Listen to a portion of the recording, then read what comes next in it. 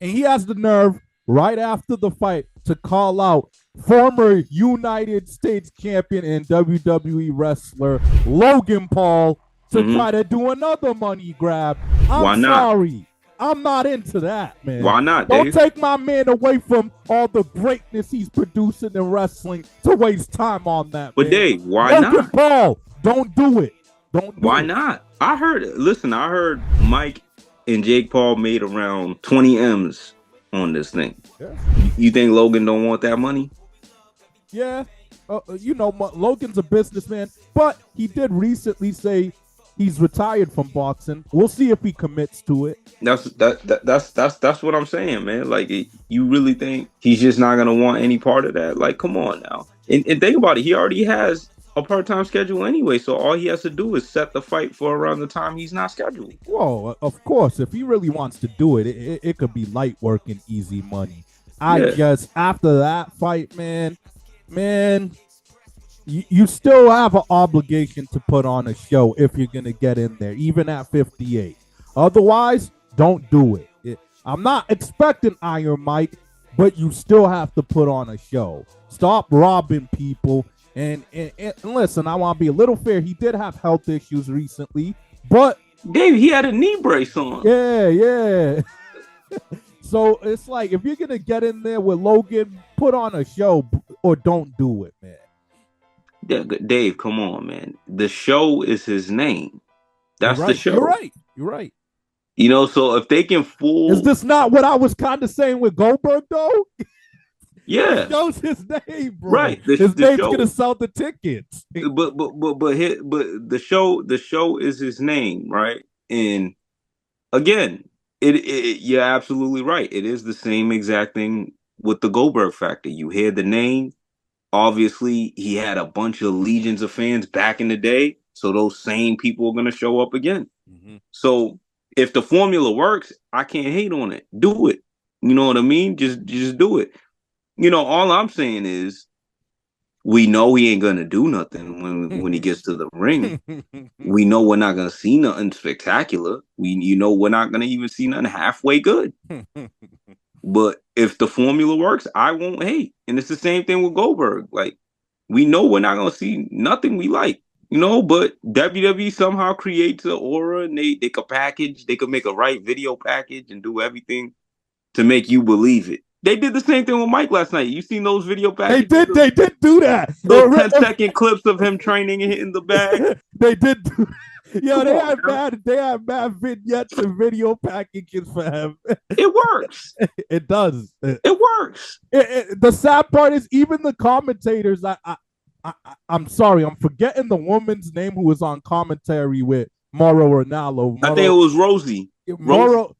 He was like, I don't understand why Jake's not just walking him down and knocking him out. Even they knew it was supposed to be over, and the commentators kept having to cover up from him, like, yeah, he's 58. Most 58-year-olds can't make it this far. Like, Right. you can't make it that obvious in boxing. That's Right. man. Like, we understand it, but you still have to act like you're trying to knock each other out. For me, man. But Dave, let me ask you this: you think the boxing commission should now put an age limit Yeah, yeah.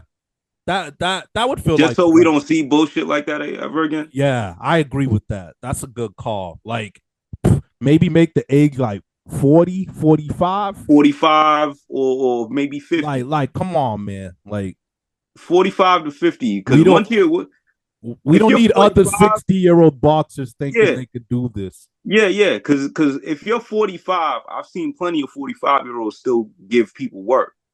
In the boxing world, Floyd was still 45, giving people crazy. Yeah. Pacquiao was still doing it. So once you get to that zone, like I think you still got a lot of juice. But I think after 50, man, after 50, they should put a band on it, bro. Put a band on it. Yeah. That's a Because good we call. gotta do something to excite the boxing world again, bro. Yeah. There's nothing like a big time competitive boxing match. Like, Nothing. everybody likes to see that. Yeah. You see the spectacle of all the stars in the crowd.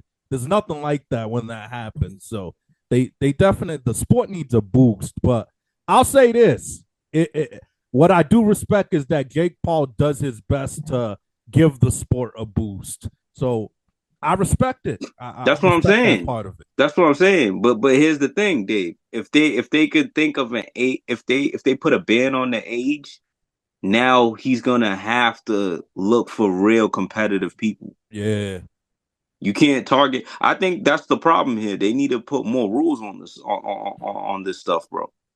Like, yeah, yo, you gotta at least be fighting competitive for a certain amount of years. yeah. You can't go past anybody past 50. Then now Jake Paul's gonna be forced to step his game up, and he's gonna have to actually fight real competitors. People can't complain no more. Cause if I'm Jake Paul, I'm doing the same thing. If you guys ain't gonna put no bans on me, yeah, I'm gonna keep getting people like Nate Robinson. I'm gonna go get people like Mike Tyson.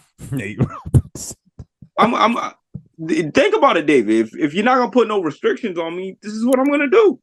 Word on the streets is he's calling out Conor McGregor. Would you want to see that? Yes, That is interesting. yes. Even though Because Connor was another guy thinking he could get in this. even though Conor's not a boxer, I think that would be interesting because Conor's still relatively young, hasn't fought in a while, but he's still fresh, and we know he could handle himself. Um, that would be interesting. That'd be a lot better than what we got. Yeah, yeah. And Connor was claiming that he can pull this off, he can do it, and I know he's not a boxer. I know he's not like a real striking type of guy, Yeah, but there's no way you haven't got better from the Floyd times. That was a while ago. yeah. Connor, yo, I'm a little surprised Connor hasn't done any sort of segment or anything with WWE. Yeah, I really am. He's teased it a couple times, but now that TKO is merged with WWE UFC, I'm surprised they haven't tried that. But Mm-hmm. that'd be another interesting thing. I think he might still have heat with the boys in the locker room. The WWE wrestlers, Yeah, eh, but I think that's they what. always eventually forgive that. That's true. That's They true. forgive That's it. true. But I think that's why they must have been like reluctant over the years, because I think he would be perfect if he's really not gonna do the UFC thing no more. I, He talks shit real well. He'd be yeah, perfect. he'd be perfect, and then he has that perfect size that everybody kind of likes now. Mm-hmm. He's not too big. He's kind of a little tall, but his physique and stuff is not too muscular and stuff. So Mm-hmm. that's the type of shit everybody likes really in their wrestlers right now. So I think he'd be perfect. But because he was talking so much shit about it being fake and all that, I think that's what he might still have some heat with people, because wrestlers don't like that shit, man. They Yeah, take that yeah, shit to the heart. yeah, yeah. That's a fact. But I feel like the right storyline, the right opponent, the right time, they would look it over. They would forgive it I think they would too. Yeah, if he took it a little seriously, practice, yeah. The worked business on. that he would bring would be too It'd good. be big. It'd be It'd be big. too good. Yeah, it'd be too good for them to just still hate on him. Shit, if they somehow pulled off, wouldn't happen, but if they somehow convinced them to do like a Connor versus Brock Lesnar, I'm for that. A Connor versus Sheamus, Irish. Those are some things to start off at if he would ever be interested. And I think the cool thing would be he's small, but we all know he could kick most of their asses still. So it'd be a cool dynamic. That's what I'm saying. It would be like David and Goliath, but he's not really David because we know he could kick people's asses. Like And that's what I'm saying. Yeah, it'd make money. he already has like that kind of look that most people look for in wrestlers right now. That skinnier, you know, kind of cut look. That, like, because most wrestling fans right now, they don't really like the real heavyweights no more. I know, I noticed that too, dog. Yeah. What's good with that, They dog? don't Yeah. really like the real heavyweights. He was gas. Like, look, his legs from the second round and up were like wobbly and loose. Like you could see he was spaghetti leg because the legs aren't there. They always say athletes, one of the first things to go is the legs. The bottom part. So his legs just look out of it, man. And look, we know what this is. This was mostly an exhibition performance, but in a boxing environment, you're not supposed to make it this obvious. I think at the end of the day, we all would love Mike Tyson regardless, but we watch boxing, we watch UFC, we want to see someone get knocked out. We want to see someone get hit hard. We want to see a little bit of blood. So I think Jake Paul should have knocked him out in like the third or fourth round, and it would have been way more exciting and way more talked about for the right reasons. You just could absolutely tell that the agreement essentially was like, hey, let's take it to the whole 8 rounds. I'll let you get a couple good jabs on me. I won't knock you out, and we all leave paid. Like they made that a little bit too obvious. Mm-hmm. But hey, 72 million people, I'm sorry, 72,000 people filled the arena, 60 plus million watched on Netflix. They got what they wanted. It delivered. They got their money, Dave. They definitely ran it up and definitely it was a heist.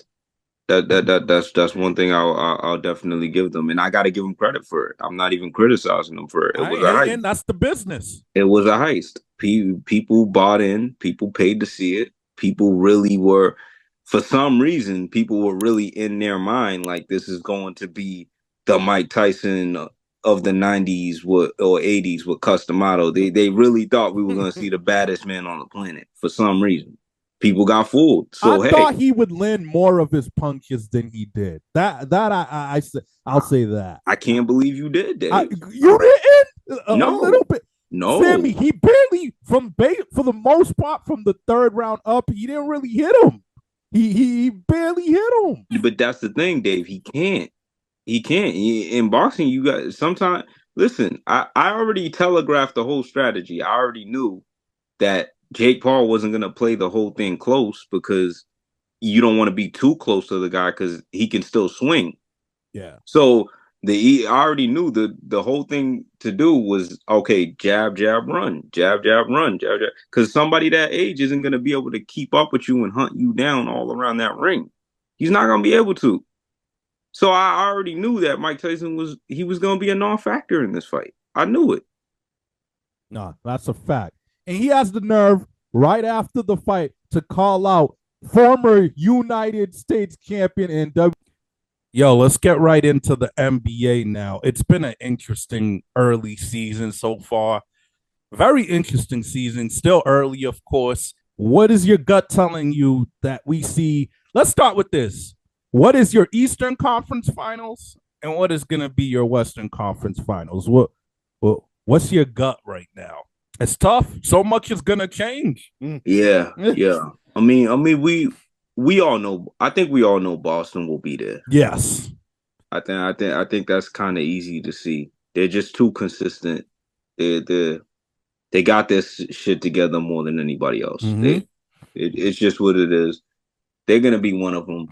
I'm still holding out hope for New York, but it's looking a little weird there.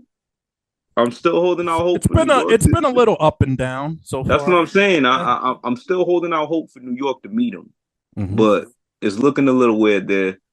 You know, like I told you, I lost all faith in Philly. I lost all faith in Milwaukee. I'm all good on both of them. Like I'm all good on both of them. I don't see them getting to that Eastern Conference. I don't blame you. No chance in hell. Listen. I don't blame you, but for some reason, I still have like a 10% hanging on to Milwaukee a little bit. But I don't blame you. I don't blame you for giving. Really? Yeah. 10%. Yeah. Look, you know, it's still early. It's the East, so I still know they're going to be in the playoffs. You know, I just think for them, you know, their defense is terrible. That's the main reason why they're in this hole. But for them, I think their mentality should be, look, as long as we get into the playoffs and let's do our best to not be in the 8th or 7th so we don't have to deal with the Celtics early. But everybody else, I know they could compete with at least. As far as betting on them to come out the East, I wouldn't bet on them for that. But I could still see them making the conference finals with the right matchups. Mm. It's gonna be hard. I'm not saying it's gonna be easy, But but I could see it. my problem is, in order for me to believe you, David, I think they need a really really good seed so they can have some home court advantage. I I could don't still, think and I in don't the think they. East, I could still see them. I could still see it realistically them stealing a fourth place. It's realistic. Yeah, I think they have to be at least top 3 or 4 in order for me to have any faith in them. I They agree. gotta be because they if you don't have a lot of home games, there's no way I could believe that you're just gonna give teams like New York real trouble, Boston real trouble, Cavs real trouble. The Cavs is even rolling right now. So I don't see them being able to beat any of them three. If you don't have a good seeding so that you can get some home games, no way. No I fucking agree. way. I agree with that. No, I agree with that. So you're still leaning towards Boston, New York. Yeah, I'm leaning towards Boston, New York. I think Jalen Brunson's gonna get his shit together in Cat. I think they're gonna get Yeah, their shit together. yeah. I think they're still getting used to each other, but I'll say this: Cats had some explosive games for them. Like, Yes. where did this aggressiveness come from? And out of nowhere, like had a 44-point game, I believe, and then he had some pretty big time performances here and there for them. So I see the vision, and Ogie Ananobi's starting to play good for them. Mikal Bridges had a game winning block for them. So Yep. it's coming together slowly, but That's why I have hope. Yeah. Yeah. and when it comes to straight talent, they match up perfectly. Like Yeah. I don't blame you for picking the Knicks. But I ain't gonna lie, the Cavs are winning me over, dog. I think I might. It's early, but I think I'm jumping on that bandwagon, Oh, you man. might switch. You might switch. I think I'm with it, dog. Here's why. I don't think it's a fluke because low key the Cavs have been ascending for like the past 3 years, so I don't think it's a fluke. And then Evan Mobley, he's finally playing like I thought he's always been capable of. He was a lottery draft pick.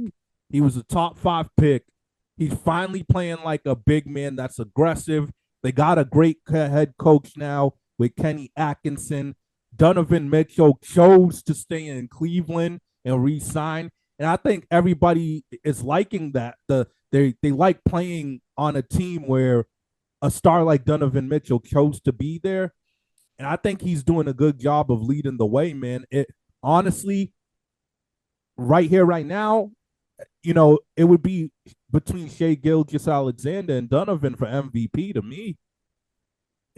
I know that's saying a Mm. lot, but Donovan Mitchell's playing like an MVP, and I expect him to continue it because one thing that we gotta say about Donovan Mitchell, since he was a rookie, there's some rookies that they struggle in the playoffs. Since he was a rookie, he was giving Yeah. people buckets in the playoffs, dropping 30, dropping 40 left and Yes. right. So Yeah. he's a proven playoff performer. It's just going to be about the rest keeping up with him. But I put it like this: I want the Knicks in Celtics because I like the Knicks more. I like a lot more of their players. I think it'll be more fun.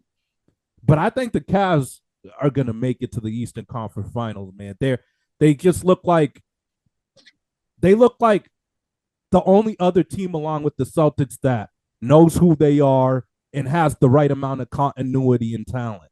They got great continuity. Hmm. Yeah. No. No. No. Because you're definitely right. Because I think I think the theme that we've been seeing lately is that these teams that do most of their building from the ground up, they're Yeah, starting to actually it's paying off. it's paying off on people. And Cavs is one of them. Mm-hmm. They most of their people homegrown, That's a fact. drafted them, put them through the ringer. Now they're starting to actually grow up and they're starting to see the game for what it really truly is. And it's becoming easier to them because we got Donovan. We got Donovan who has taken teams to playoffs, carried teams to playoffs. A So broke Utah team. yeah, like when he was in Utah, he was dragging them at pretty much every single year. So I think him getting on a couple years ago is finally giving them that grown man confidence that they're looking for. So honestly, Dave, if they was to take out the Knicks, I wouldn't be shocked. What do you Western Conference Finals? Weston, I'm gonna roll with You still sticking with Denver? yeah. I could still see Denver as one of them people at the end. I'm still seeing it because I still think we're gonna get another powerful season from Joker. Oh, And he's balling out. he's already going crazy. I'm Yeah. telling you, he's gonna be an MVP candidate again, man. I don't think so, but the next team I'm gonna go with, I think OKC's finally gonna do it this time. I think they're finally gonna be they're in that. nice, yo. I think they're finally gonna be in that final mix this time. I think this is the time for them. You know what I mean? That's a good pick. After the other season, they had some great regular seasons, and then again, the homegrown shit I was just talking Real about. talk. The homegrown's nice. The homegrown, like you got Chet stepping this game up. You got Shea stepping this game up. Jay Williams, he's Williams not underrated. Dude, these homegrown dudes, they're ready now, bro. They here. You know, so I see Denver OKC. That's a good pick. I wouldn't be shocked about that. But man, what is it? I feel like I'm the last. I feel like I'm the only one that looks at the Timberwolves and all that they've done the last couple years, and I'm looking at it like I feel like I'm the only one that looks at it as that they're a real threat, man. Like they got arguably the best shooting guard. I don't think it's an argument. I think he's the best shooting guard right now, and he's taken another leap. Like Ant is leading. It might not be like that at the end of the season, but right now Ant leads the league in 3-pointers made. He's stepped up that 3-point shot a lot, and we already know he could dunk on you or lay it up on you anytime. The Julius Randle, they still got to get him fully acclimated, but he's looking pretty good there so far for a dude that's brand new. And I do think, you said it off the record. I thought it was a fair point. They lose some length and some size without Cat. But I think with Julius Randle, you get a more aggressive scorer. Like how many times did we see Cat standing in the corner when a 6'7" PJ Washington is defending him? All he wants to do is shoot. Julius Randle knows how to play bully ball. Yes. Julius Randle could shoot. He can't shoot like Cat, but Julius Randle could play bully ball and shoot. So I think they lost a little size and length, but they got another scorer in Julius Randle. He could play make. He could pass a lot better than Cat, and he has that aggressive factor to play inside and out. And I think that's what they were missing. I think that's why they lost against the Mavericks. It's because they needed someone when Ant was struggling to create some offense from scratch and to get some easy buckets inside. And I think Julius Randle can help a lot with that. And DiVincenzo makes that bench a lot better when they already got the sixth man of the year, the reigning sixth man of the year, Naz Reid. So I'm going to lean towards the Timberwolves in Oklahoma City. But I like your pick of Denver. I don't think you could count out a team with Jokic. When you got Jokic and Jamal Murray, a proven formula, they're going to be in the mix. But I'm going to go with Timberwolves here. Yeah. And again, that's my only gripe. That's literally my only gripe with the Timberwolves. I just feel like they downsized, and I feel like that wasn't their problem. It wasn't necessary for them to downsize, in my opinion. I just think that. I think having 2 7-footers when nobody else in the league does, that's something that you hold on to. You hold that near and dear to your heart.